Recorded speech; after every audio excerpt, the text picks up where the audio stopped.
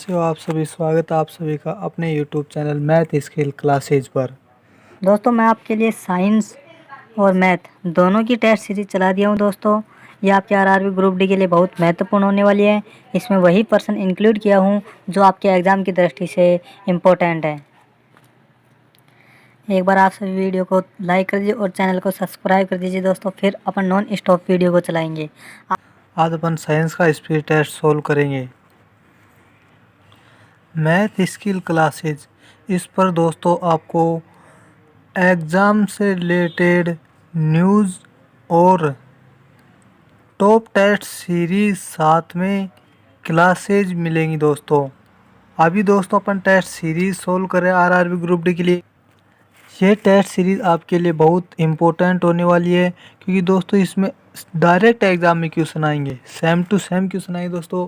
आज अपन साइंस के top 25 questions के बारे में बात करेंगे जिनमें से कम हर शिफ्ट में 2-3 क्वेश्चन आते रहेंगे दोस्तों। और भी दोस्तों मैं टेस्ट सीरीज लाता रहूँगा, आपको अधिक से अधिक क्वेश्चन उन टेस्ट सीरीज़ों में ही मिलेंगे। आज का पहला क्वेश्चन है, अमीबा का प्रचलन अंक क्या है। अमीबा का प्रचलन अंक क्या है दोस्तों। उससे पहले आप खुद आंसर कीजिए इस क्वेश्चन का आंसर क्या होगा और कमेंट करके बताइए। और लास्ट में जब टोटल आपके क्वेश्चन हो जाएंगे तो आपके 25 में से कितने क्वेश्चन सही हुए, कितने क्वेश्चन गलत हुए, कितने क्वेश्चन आपको नहीं आए, वो सभी भी आप बताइए। अमीबा का प्रचलन अंक क्या है, कूटपाद होता है। और दोस्तों ये टेंटेकिल्स होता है, ये हाइड्रा का प्रचलन अंग होता है। मैं लिख देता हूँ दोस्तों, हाइड्रा। और ये टैडपोल होता है दोस्तों, ये मेंढक का लार्वा होता है, मेंढक का लार्वा होता है। और ये मैंगोट होता है ना दोस्तों, ये घरेलू मक्खी का लार्वा होता है, घरेलू मक्खी।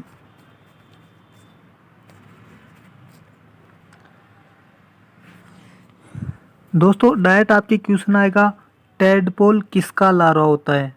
अपना आंसर देने के मेंढक का। टेंटेकिल्स किसका प्रचलन अंग होता है, वो हाइड्रा का होता है। मैंगोट किसका लार्वा होता है, घरेलू मक्खी का। डायरेक्ट क्वेश्चन आएगा, उसका आंसर आप दे सकेंगे अगर आपको ये पता होगा तो। दूसरे क्वेश्चन के बारे में बात करते हैं। दूसरा क्वेश्चन है, निकेल का क्यूरी ताप कितना होता है। ऑप्शन आपकी 1120 degree Celsius, 770 degree Celsius, 330 degree Celsius, 358 degree Celsius. अगर दोस्तों इसका उत्तर आपको पता है तो आप कमेंट कीजिए, हम आपको बता देता हूँ। निकल का क्यूरी ताप 358 डिग्री सेल्सियस होता है। अब दोस्तों ये 3 ऑप्शन है, ये किस किस के हैं दोस्तों। 1120 है जो कोबाल्ट का है, और ये 770 है ये दोस्तों लोहे का है। अब दोस्तों 330 ये किसी का नहीं होता, कोबाल्ट का आएगा और एक लोहे का आएगा और एक निकेल का आएगा। इन 3 का ही अपने पास क्यूरी ताप पूछता है एग्जाम में। नेक्स्ट क्वेश्चन है, 200 ग्राम बर्फ का टुकड़ा 0 डिग्री पर है, इसे 70 डिग्री सेल्सियस तक गर्म करने में कितनी ऊष्मा की आवश्यकता होगी। दोस्तों आपको पता है एग्ज़ाम में न्यूमेरिकल्स क्वेश्चन भी आते हैं जो इस प्रकार के होंगे, तो उनको अपन कैसे सॉल्व करेंगे वो भी मैं आपको मेरे इन वीडियोज़ के द्वारा बताता रहूँगा। हर वीडियो में 4-5 क्वेश्चन मैं न्यूमेरिकल टाइप भी डालूँगा, केमिस्ट्री क्वेश्चन भी डालूँगा, बायोलॉजी के क्वेश्चन भी डालूँगा और आपके फिजिक्स के क्वेश्चन भी मैं डालूँगा।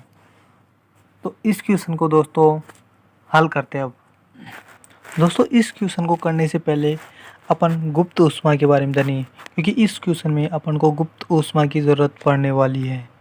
तो आइए मैं आपको पहले गुप्त ऊष्मा के बारे में थोड़ा सा बता देता हूँ। तो 2 चीज़ों की अपने पास गुप्त ऊष्मा होती है। एक तो दोस्तों 0 डिग्री सेल्सियस पर बर्फ़ रहती है दोस्तों, और यहाँ 0 डिग्री सेल्सियस पर पानी है।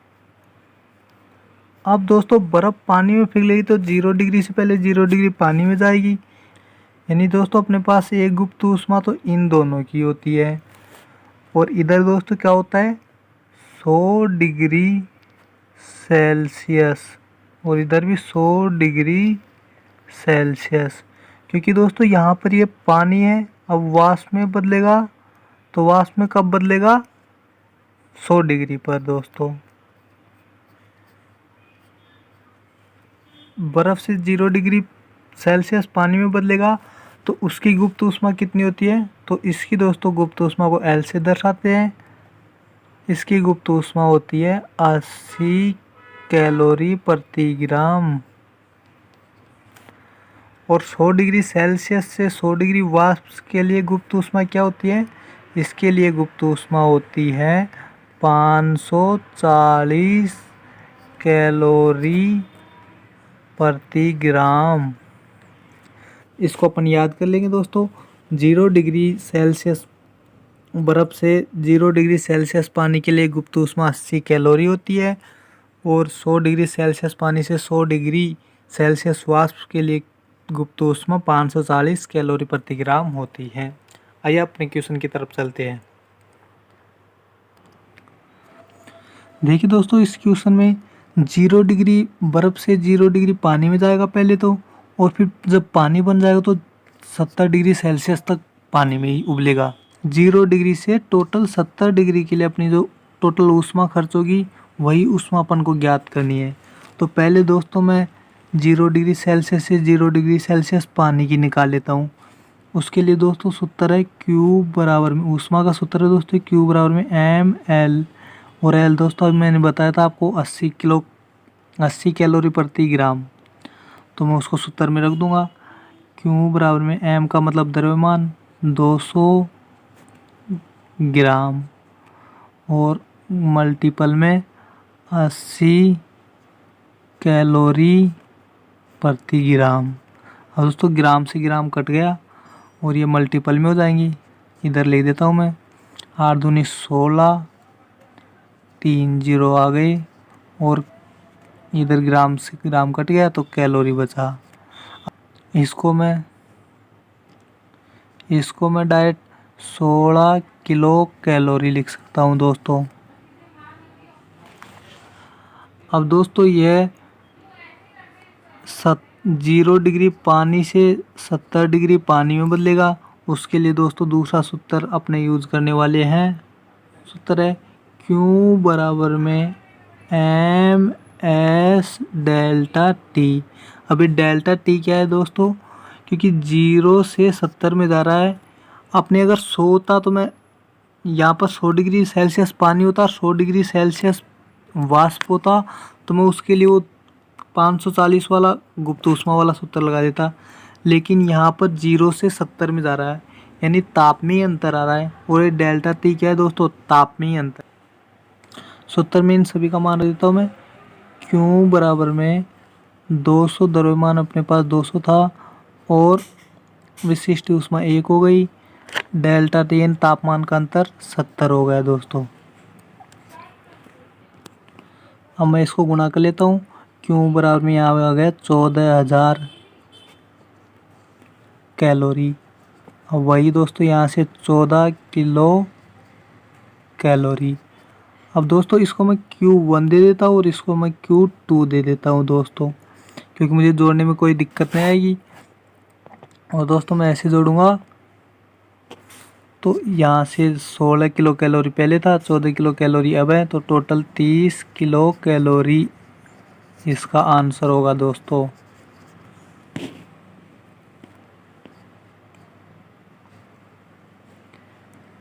ये वाला अपना आंसर हो जाएगा 30 किलो कैलोरी।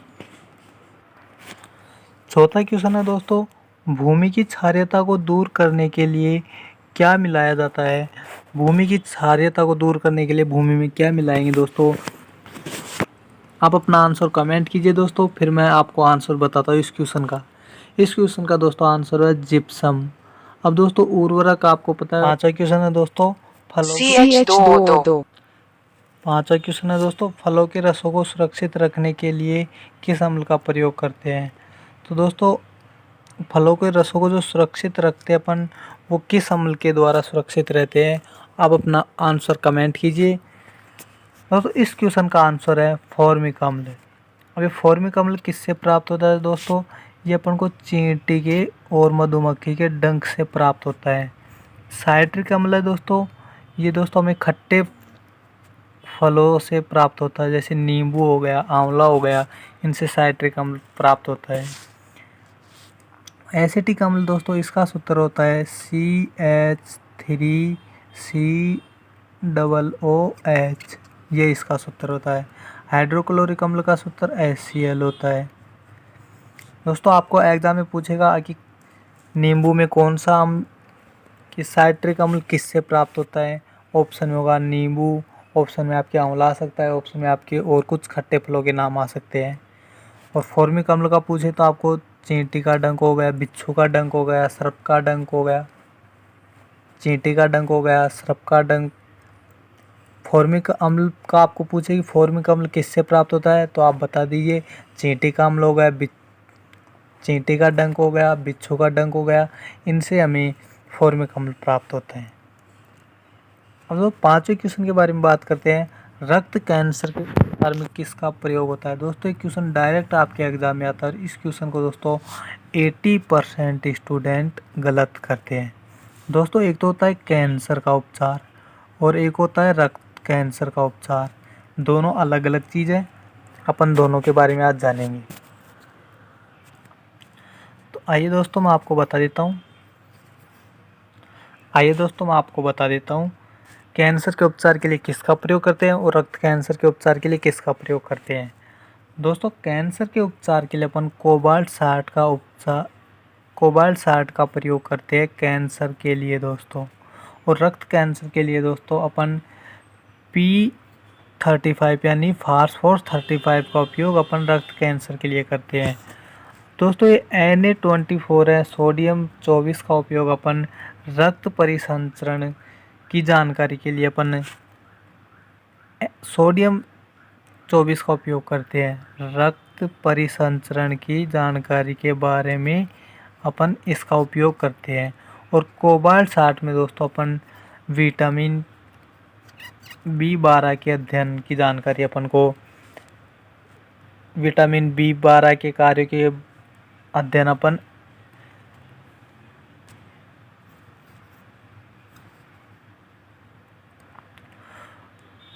और कोबाल्ट 58 से दोस्तों अपन विटामिन B12 के कार्यों का अध्ययन करते हैं दोस्तों। 7 नंबर का क्वेश्चन है दोस्तों, 7वां क्वेश्चन है दोस्तों, फ्यूजन गैस का सूत्र क्या होता है?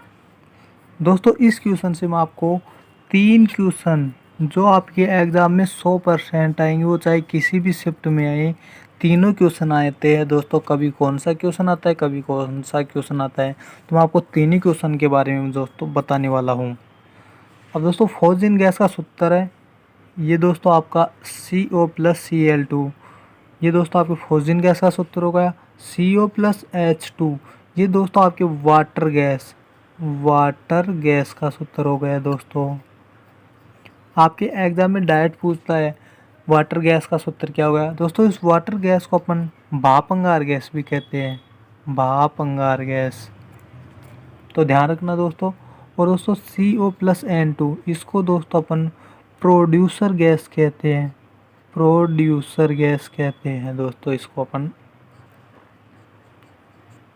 Producer gas. तो ये तीनों क्वेश्चन दोस्तों अपन याद रखेंगे। फ्यूजन गैस का सूत्र CO+Cl2 होता है, वाटर गैस और भाप अंगार गैस का सूत्र CO+H2 होता है, प्रोड्यूसर गैस का सूत्र CO+N2 होता है। 8वां क्वेश्चन है दोस्तों, एक ट्रेन 20 मीटर प्रति सेकंड से गतिमान है, वह अपना वेग बढ़ाकर 80 मीटर प्रति सेकंड कर लेती है, इस दौरान 600 मीटर की दूरी तय कर लेती है, तो उसे टोटल कितना समय लगेगा? ये अपन को इस क्वेश्चन में बताना है दोस्तों यह क्वेश्चन गति के नियमों से होगा। अगर गति के नियम दोस्तों आपको पता है तो आप इन क्वेश्चनों को कर पाओगे। न्यूटन गति के दोस्तों 3 नियम है, वो तीनों नियमों के बारे में आपको बता देता हूँ, सूत्र है उनके, आप याद कर लेना, मैं आपको बता देता हूँ दोस्तों। न्यूटन गति के 3 नियम, तो दोस्तों न्यूटन गति का पहला नियम क्या है?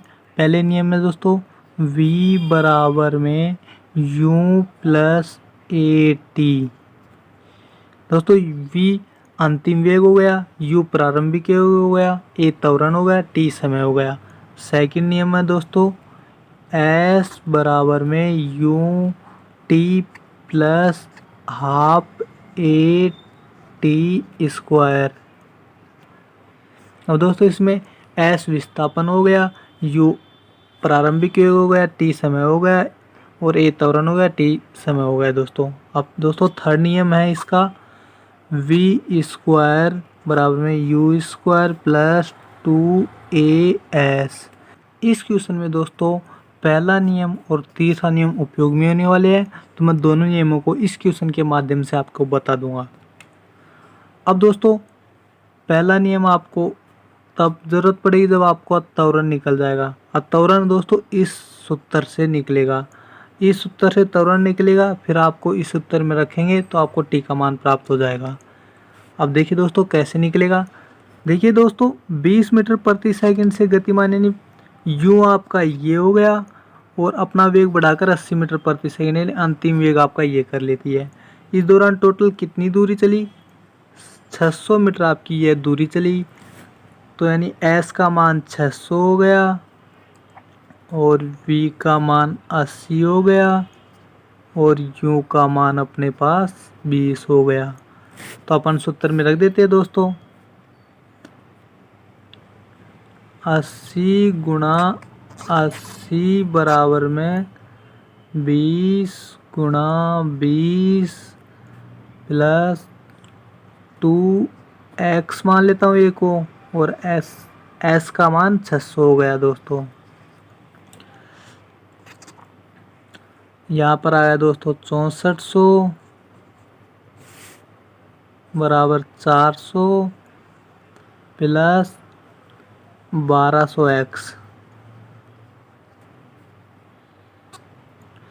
और दोस्तों 400 इधर आएगा तो इधर 6000 बच जाएगा, उधर 1200x हो गई यानी 1200x बराबर 6000।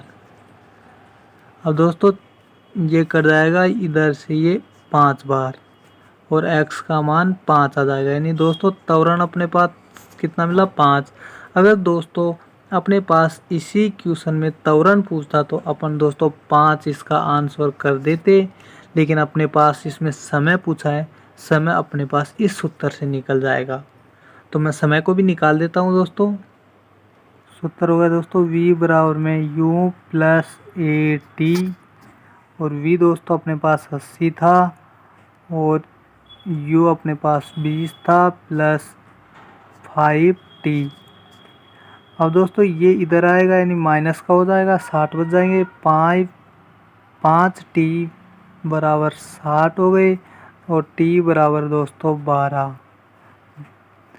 यानी दोस्तों अपने पास यानी दोस्तों अपना आंसर इस क्वेश्चन का अपन को 12 मिला है दोस्तों, जो कि सी ऑप्शन में था। इस क्वेश्चन का राइट आंसर सी हो जाएगा। नवा क्वेश्चन है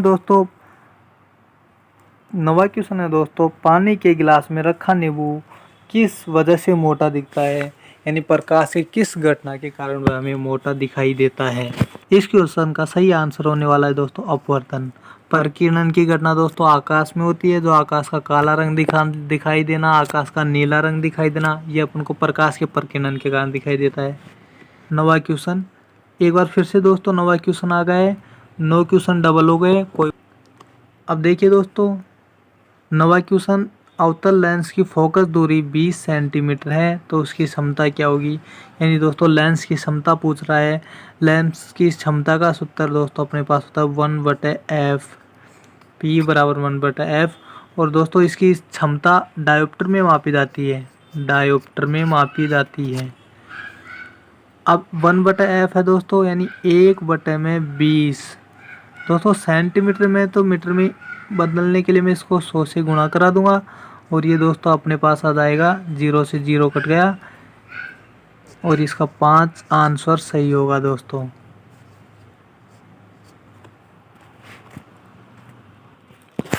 इलेवन नंबर क्वेश्चन है दोस्तों, 11 नंबर का क्वेश्चन है दोस्तों दो वस्तुओं के बीच गुरुत्वाकर्षण बल F है। यदि उन दोनों वस्तुओं के द्रव्यमान उनके बीच की दूरी को बिना बदले मूल द्रव्यमान के 1/4 है तो गुरुत्वाकर्षण बल क्या होगा। दोस्तों इसमें गुरुत्वाकर्षण बल की स्थिति पूछ रहा है कि गुरुत्वाकर्षण बल क्या होगा। पहले गुरुत्वाकर्षण बल F था और उस F का मान क्या था दोस्तों, Gm1m2/r²। अब अपन को नया गुरुत्वाकर्षण बल पूछ रहा है।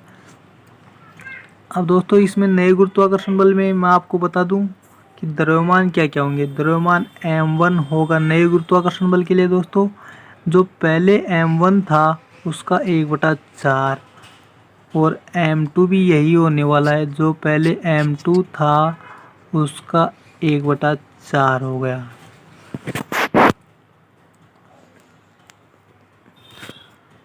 अभी सूत्र में रख दें और जो ये दूरी थी, दूरी को दोस्तों वही रखा है, यानी r वही का वही रहेगा। तो ये हो जाएगा दोस्तों Gm1/4 और m2/4 और ये नीचे r², ऐसे के ऐसे हो जाएगा दोस्तों। तो दोस्तों ये नीचे हो जाएगा 16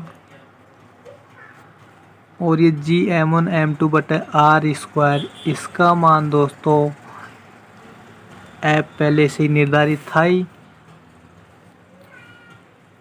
तो अब नए गुरुत्वाकर्षण बल का मान, इस F का मान F/16 आया है, जो कि अपना आंसर डी होगा इस क्वेश्चन का।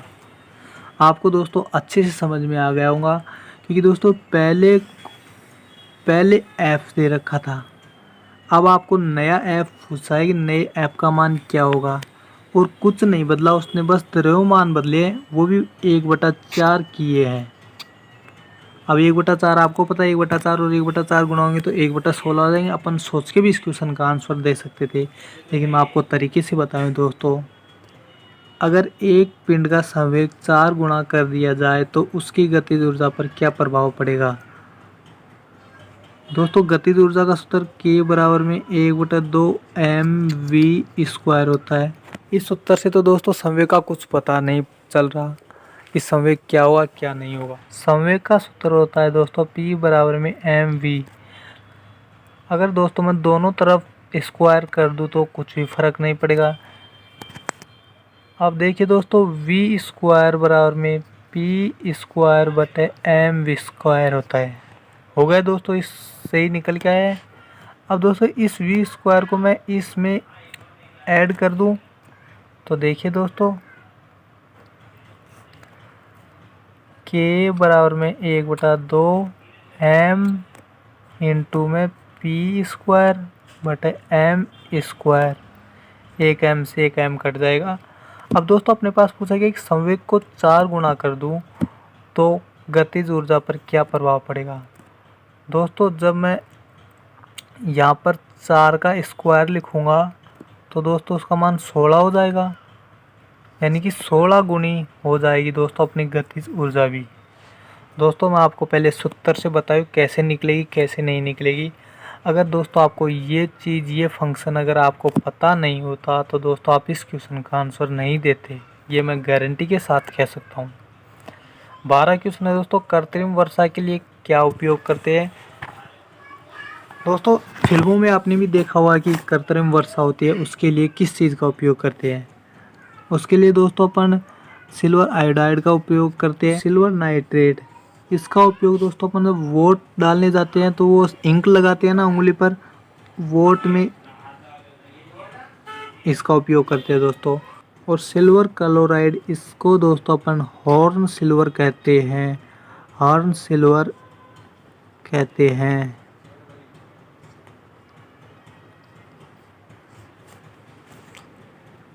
तेरह क्वेश्चन है दोस्तों।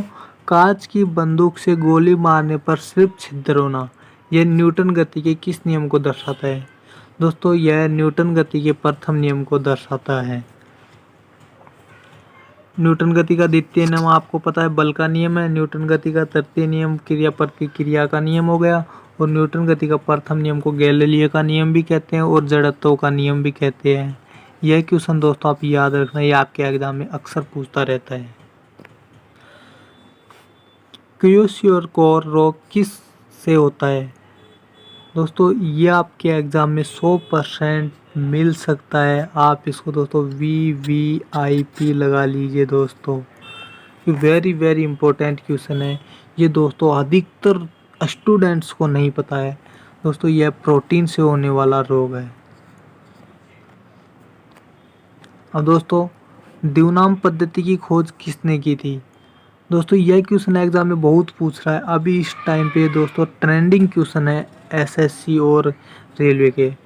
दोस्तों NTPC कई शिफ्टों में यही क्वेश्चन सेम टू सेम बार बार में पूछा गया है। दोस्तों इस क्वेश्चन का आंसर है लीनियस। साबूदाना बनाने में सागोपलम पौधे का उपयोग करते हैं, तो ये किस श्रेणी का पौधा है? दोस्तों आपको पता है इस क्वेश्चन से 2 क्वेश्चन बन रहे हैं आपके। साबूदाना बनाने में एक तो किसका उपयोग करें ये पता चल रहा है, और एक किस श्रेणी यानी किसका उदाहरण है? दोस्तों ये जिम्नोस्पर्म यानी नग्न बीजी जो पौधे हैं उनका एग्जाम्पल है दोस्तों। यानी दोस्तों इस प्रकार के पौधे में बीज खुला ही होता है। एंजियोस्पर्म यानी आवर्त बीजी, इस प्रकार के पौधे में बीज ढका हुआ होता है। और थैलोफाइटा दोस्तों ये वनस्पति जगत का सबसे बड़ा यानी सबसे लार्जेस्ट शाखा ये है। एक पार्सेक में कितने प्रकाश वर्ष होते हैं? दोस्तों यह क्वेश्चन एग्जाम में बहुत पूछे जाते हैं और ये क्वेश्चन आपके आने वाले एग्जाम में पूछे जाएंगे। तो दोस्तों एक पार्सेक में 326 प्रकाश वर्ष होते हैं। पृथ्वी की बहन किस ग्रह को कहते हैं? दोस्तों पृथ्वी की बहन शुक्र ग्रह को कहते हैं। इसे भोर का तारा भी कहते हैं, इसे सांझ का तारा भी कहते हैं। और दोस्तों शुक्र ग्रह सबसे चमकीला ग्रह भी माना जाता है दोस्तों इसको।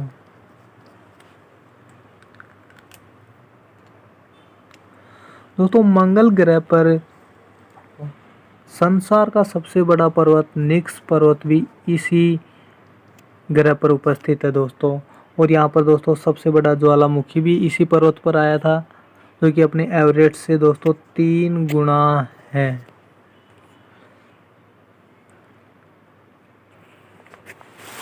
उन्नीसवां क्वेश्चन है दोस्तों, एक परिपथ जिसका प्रतिरोध 50 ओम है तथा इसमें 5 मिनट तक 30 एम्पियर की धारा प्रवाहित की जाती है, तो इसकी शक्ति क्या होगी?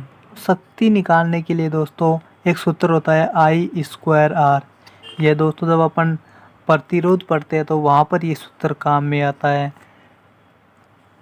I दोस्तों विद्युत धारा हो गई और R प्रतिरोध हो गया। विद्युत धारा अपने पास 30 हो गई दोस्तों और 30 एम्पियर हो गई दोस्तों, और प्रतिरोध 50 ओम हो गया।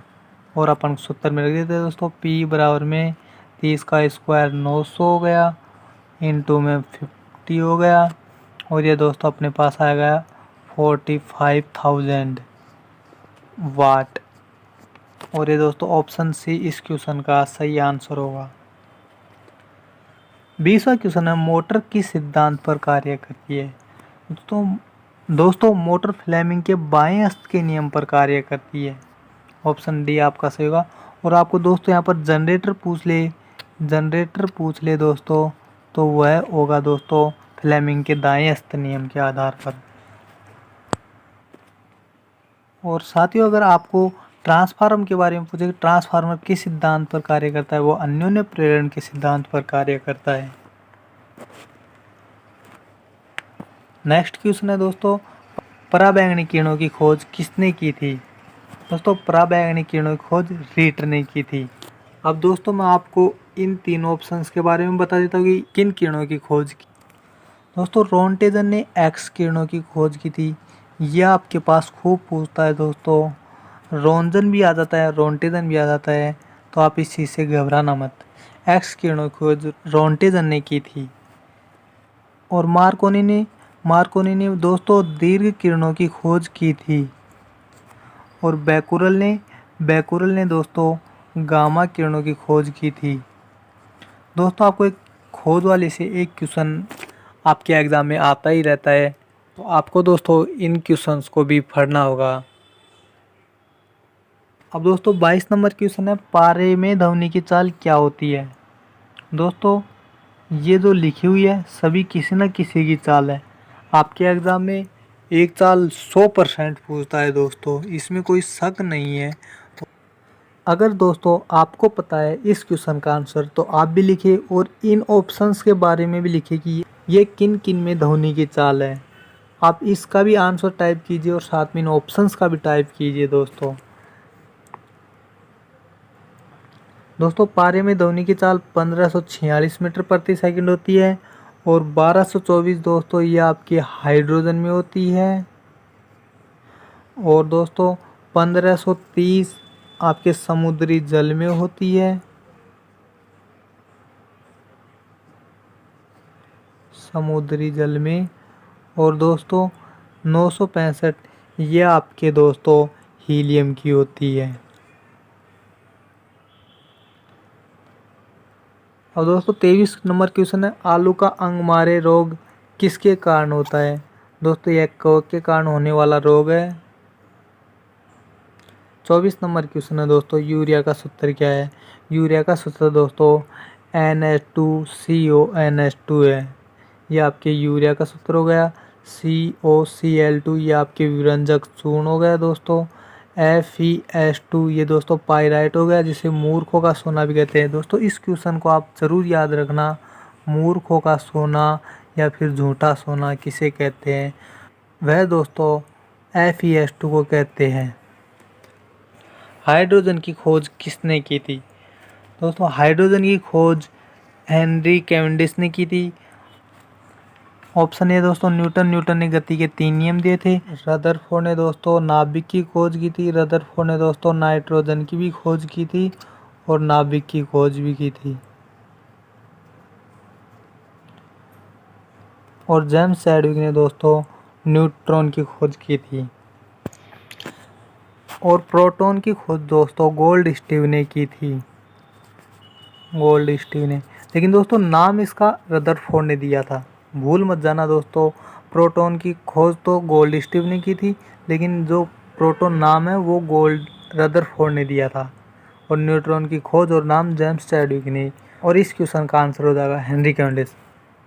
दोस्तों आज का टेस्ट आपको कैसा लगा। अगर अच्छा लगा हो तो आप वीडियो को लाइक करें, चैनल को सब्सक्राइब करें और ऐसे ही टेस्ट दोस्तों आपके आते रहेंगे। थैंक यू दोस्तों।